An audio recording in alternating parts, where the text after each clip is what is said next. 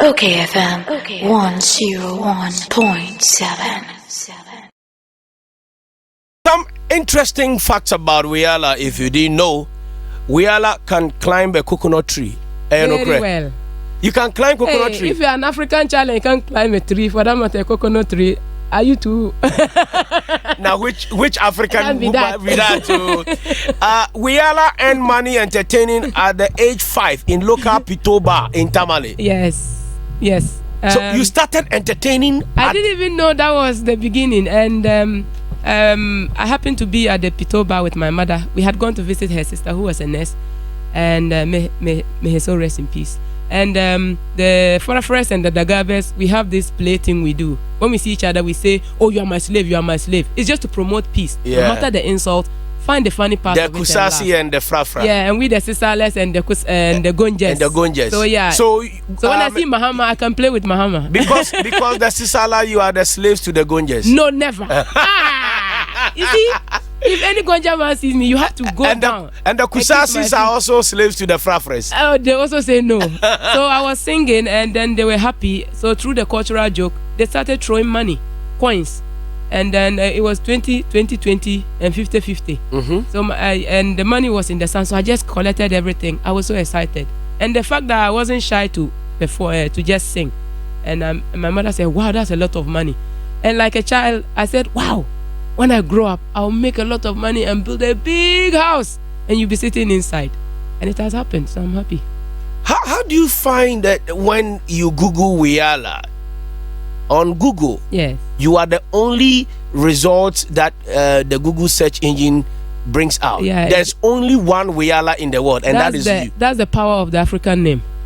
You can't find our names anywhere because our names are given to us by sensible people like our grandparents, mostly it's the older people that give names.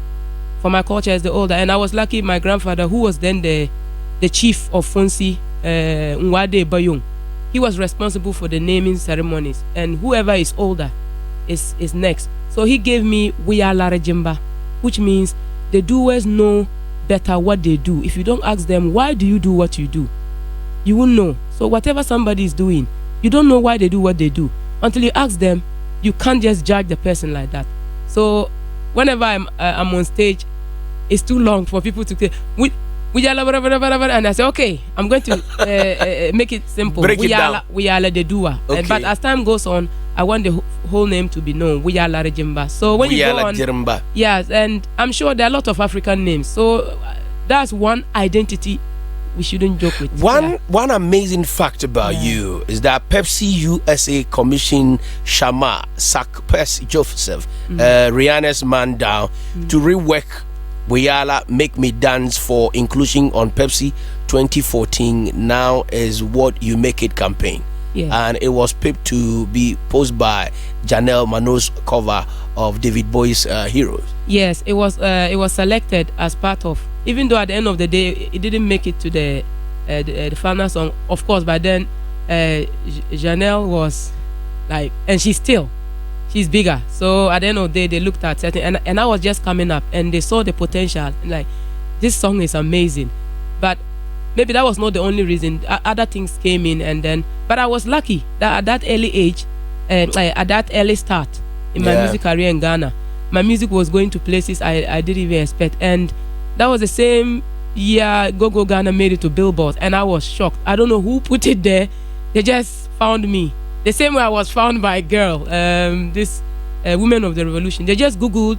I think somebody recommended me after they saw me performing, and they just saw Rock My Body, and the way I was riding the bike just convinced everybody that, oh, this girl is our girl. She's so. Now, when I posted on Twitter today that we'll be having a chat with you, I got the diplomatic community responding. And you know, our relationship with the British High Commission. Yes. So I saw notification. I saw notification from London, Home Office. And I say yes. The man is there. When you mention Wiyaala's name, it resonates. I don't know the kind of impact that you have made, but the kind of music that you do is authentic African music, whereas your colleagues in the music industry back at home here in Ghana are doing Afrobeat, they are doing Afropop, some are doing hip life, some are doing high life. You know, what kind of music do you do? I call mine pop, and sometimes I don't even want to say Afropop, because it doesn't matter where you are, where you were born. You can sing your own language to any style of music worldwide. And the beautiful thing about us is that we still have our own music, which is so rich. And for so many years, we have left it behind. And we have gone to do what is already out there. So people are already used to that. And now it looks like there's a lot of attention coming back to Africa, to all the old music that we have, all the rich music that we have and we left behind. And me, I call my music pop, even though it has a lot of traditional influence from the culture, the way I'm dancing in the video, the way I'm laughing. That is how I laugh. Is it because you have an Obroni foreign manager that has helped market you? My Obroni manager has never been an influence to my sound. When I met John, he told me I sound, even though I'm singing Sisali, I sound like any art, like an artist you can listen to worldwide. There was something about the language, and there was something about the way I sang. I sang with happiness. I sang with real emotions. And when I remember the first time I recorded a song, it was in English. My then producer, Ras Bingi Production, he told me he was not going to produce it because he is seeing it to sound like I'm a Celine Dion, even though I'm singing that way. He said, oh, I wish somebody with plenty money would just come and help me take this girl and put her out there. So he advised me that can I do a bit more of local and traditional songs so that the people in Wa, the market women, everybody can get used to that sound, because there was a sound that we have in Wa. So I decided, okay, yes, I'm going to do local songs, just break them down so that the market women in Wa can buy. I did those songs, Danu and the rest, and immediately I was popular. Then as time goes on, I realized that the first songs I wrote, and that is as a result of watching TV. But at the same time, I still want to keep my culture. You came into the limelight, Sharifa Gunu had set the pace. Yes. Coming from the northern part of Ghana, you know, Atongo Zimba, with Atongo Zimba and Ayisoba, you know, very energetic. Yes. Did Sharifa have any influence on your music in any way? Sharifa inspired most of us, because when we saw Sharifa with all the traditional costumes that she uses on stage, and people in Accra, because she was here and she would sing Dagbani, sing Tree, and she was just doing her thing, and then some of us didn't even know that she was from the north, because I couldn't speak Dagbani very well, so we thought she was from South Africa somewhere. Then later yes, and it happened to me as well, because when I started singing, even in Accra here, people thought I was Hausa, and then I spoke Dagbani. So every time they say, is it Wiyaala Gunu or Sharifa Gunu? Or then with time people got to realize, but she has really influenced her. And I also remember during Stars of the Future, one of the first golden moment I won, the day I became really known in the competition, was when she gave me her costume. I actually went to her house and I said, please, I'm singing your song, help me, I'm your sister. She just went in, packed all her costumes and said, choose. Oh wow. Gave me beats, everything. The moment I appeared on stage, people were like, we need to give her a spear. She looks like Shaka Zulu. And that was the day. And I remember Ikivan since I've married and Dorian and Ando. They were like, wow, now we are talking. And that day, no contestant could stand me. Before I even got on the stage, you could see other contestants were going like, and I won golden moment, and that boosted my morale. And I'm like, wow. You have a very unique style, and your fashion is also very unique. Where do you draw the inspiration from? You have kept this natural hair. You plait your hair with, in the olden days we call it asawa. Asawa. I don't know whether it's still on the market. Oh, now it's coming back. Just recently, a lot of young girls, they make their hair the same. They dress up where they are, and then they tag me. Look, I'm also rocking my natural. We call it yogre. It's very low maintenance. you're not going to give your boyfriend wahala. If we keep your hair with this beautiful African hairstyle, trust me, you get all the boys, and because I'm sure a lot of boys want to spend 500 Ghana on your hair alone. And I think it's sexy. It makes you look very unique and young, especially when you make the hairstyle and it's brand new. Your forehead will be shining like that. Just get some, shea butter and put it on, and you'll be shining like a black diamond. And it's beautiful. Yeah, and I love it. I love it. It's very good.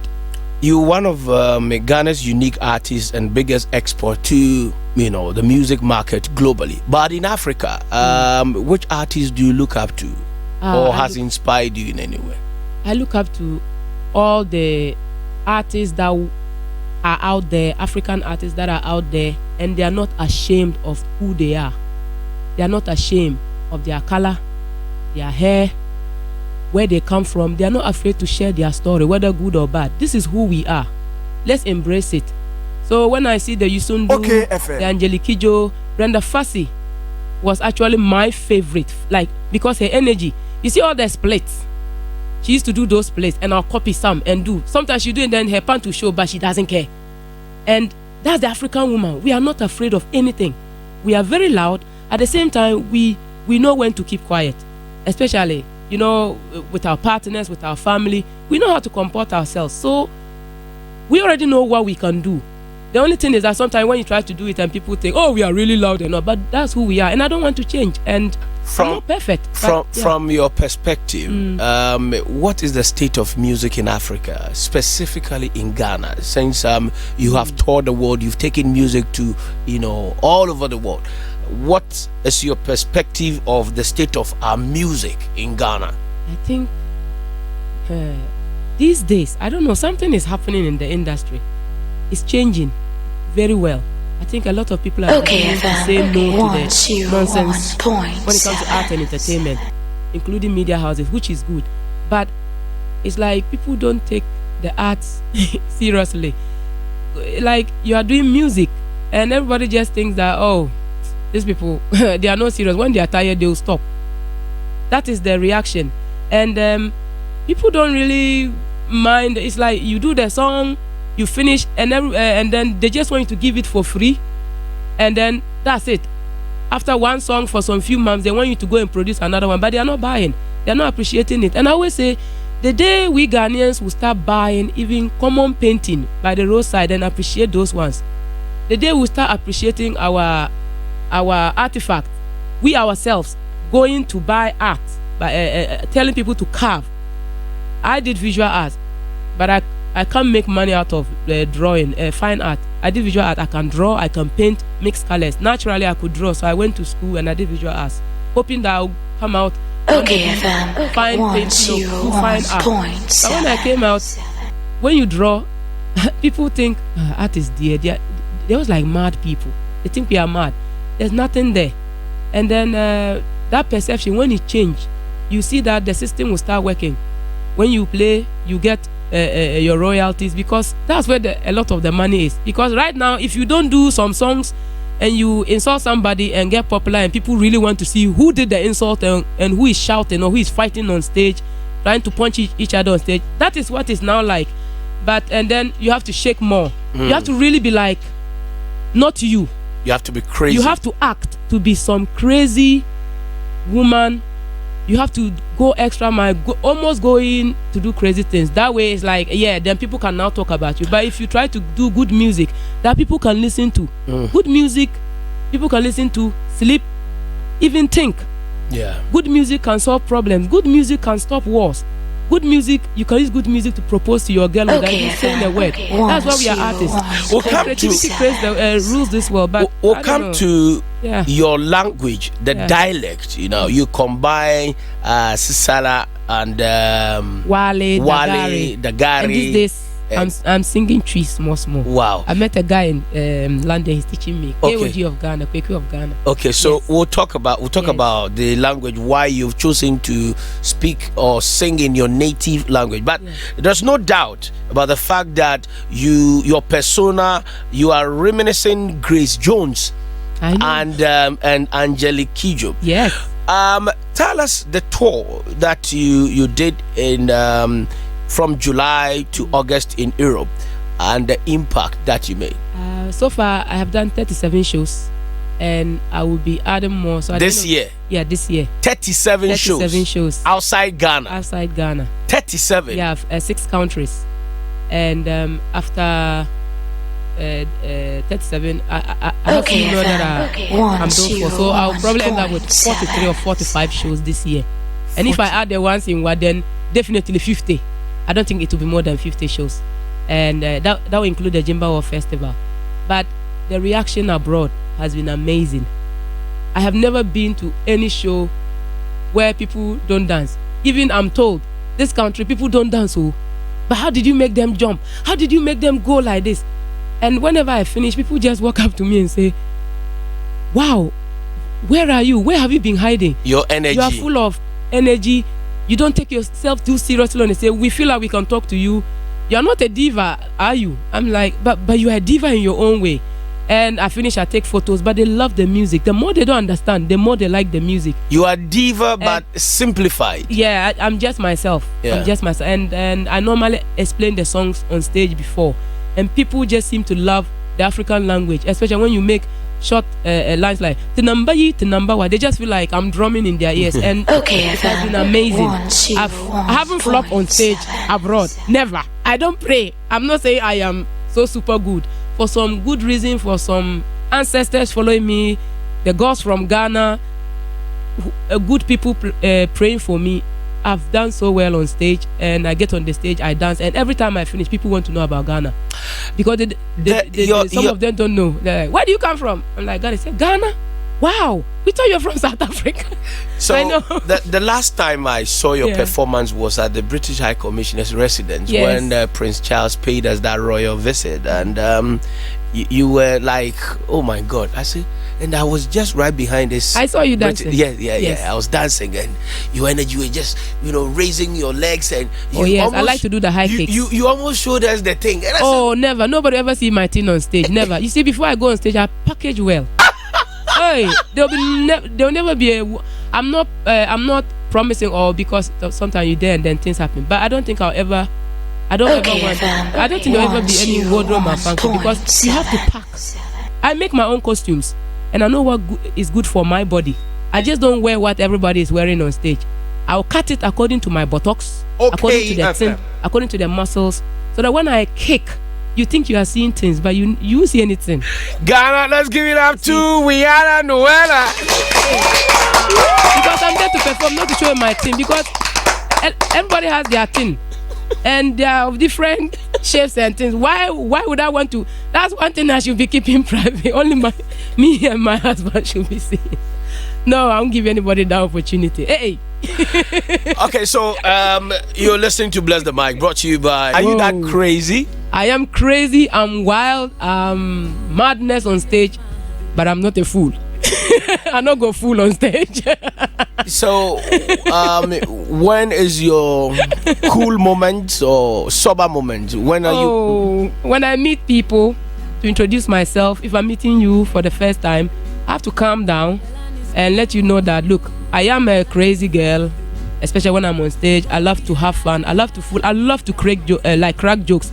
I can imitate people like I did with Mama Zimbi and all that, and I can speak my mind. I don't mind saying what is on my mind, but I say it in a funny way. By the end of the day, I know there are just some things that I shouldn't do, because it's just foolish, and I'm a human being. I'm not perfect, so I shouldn't fool. No matter all the, I know, strong woman, dare to be different, dare to be you, but don't fool. What actually influenced you to become an artist? I think if I say this, people will think I'm just crazy again. The influence, I think, is just the TV. I think my mother has something to do with it. My mother's family, they are all musicians, and they used to sing. There was one man called Nandi, and then therefore they could compose songs at funeral grounds, out from the blue. They just look at the dead person and make their own song, or if it's a party, they'll just make songs. And then when you go to my father's hometown too, because my grandfather was a chief, there's always Friday drumming. So everything was together, and I just loved to dance after I joined Children of Mary. So it started there. I would go to the church, sing, and do the traditional drumming. So at the end of the day, I ended up inspiring myself in a way, because I never had a coach or somebody sit me down and say, I think you are going to be a musician. Let me give you vocal training. So, and I just started watching. Then one day I saw Madonna, and it became worse. I saw this woman. Yeah, I thought it was an action movie. You know those days, the big tape. Yeah. So I went to rent, and then she started singing, doing her hair like this. I know when I say this, some people get upset that when I was asked on BBC, why did I say it's Madonna? So I should have mentioned some African musician. That was because I never saw any African musician music video by then. All the music videos we saw was those Madonna, and then even later Westlife, Celine Dion, all those people. FM. It was later. Somebody drew my attention to Angelique Kidjo. And when I saw her, I'm like, wow. I see myself like when I see Angelique Kidjo, and then Brenda Fassie. When she danced, I felt like, yes. And the fact that they were African women now even gave me the power more. But I never, even though I watch Madonna, I've not gone to kill myself to look like her, bleach myself to look like her. So people should understand that. So people can inspire you. But unlike some of your colleagues who says that Irama Bedu influenced me to sing. Who again? Usually they say Irama Bedu, Irama Bedu. You didn't have any local influence from an artist here? Local in Ghana, I think if I look back, it would be Terry Bonchaka. Yeah, really? Yeah. I just love his trousers, and then the way he put the comb in his hair. And then within my local community in Wa, I think who was singing that we all love. It was a traditional singer, maybe Emma Makuse, who I ended up singing with. But when I also see Terry Bonchaka, I like. And then later Sharifa Gunu, because now I saw more northern artists. Yeah. And then when I saw Terry Bonchaka with Aisoba, I'm like, but this guy is from our area. They are friends. So it just made things go like, wow. Interest, you know. But you see, Terry, I just look at Terry and I think, oh, it's like that's my male version. I know, it just, you know. Have you done any collaboration with any of the A-list strong artists in Ghana? When you say A-list, who are they? Oh, the A-list, you know. Because maybe my A-list and strong one might not be your A-list. No, Ghana's A-list are the Sarkodie, the Shatta, the Stoneboy, the S, the Samini, and I did one with Trigmatic just recently. Okay, I don't know where you place Trig. I mean, producers. Well, for me, A, B, or C. Okay. Yeah. So that's but if you're asking this, no, I haven't done any collaboration with Sarkodie, Chatawale, Samini, or Stoneboy. Yeah. Why you don't want to sell your music to their fan base and your fan base as well? For me, collaborations, is it necessary? Is it a must?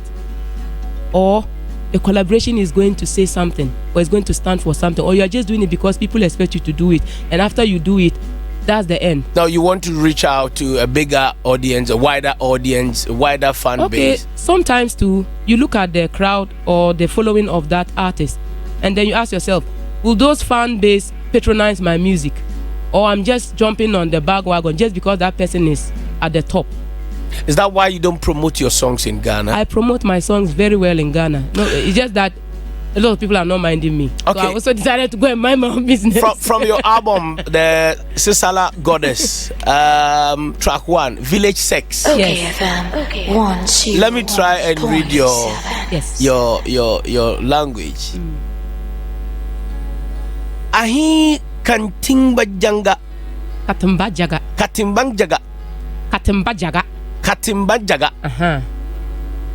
Henny ning maniwia. Mang. That's vagina. Mang. Yeah. Baburi will belong. Whatever they say. So when I say, then you translate it. Katri ya ligi. Katri is very silent. He's thinking. He's not in a good mood. Buri maniwia. But the moment they say vagina, Katri would jump up and say, "Ooh, man, I have to go there. I must enter there." Katimban jaga. Oh, Katimba jaga. He knew money wea. Katimbajaga is excited and drooling because of vagina. Kapala ma wea da not because money of his favorite kapala, which is fufu. 101. Puri wea da Not money because wea. of the popular food TZ, because of vagina. Meli wea da money wea. Not because of money, because of vagina. Mobi wea da money wea. That's it. Not because of money, just because. Sini wea da money Not wea. even the delicious pito that we make. He's thinking about the thing. Katimbajaga Katimbajaga is excited. Okay, FM 101.7.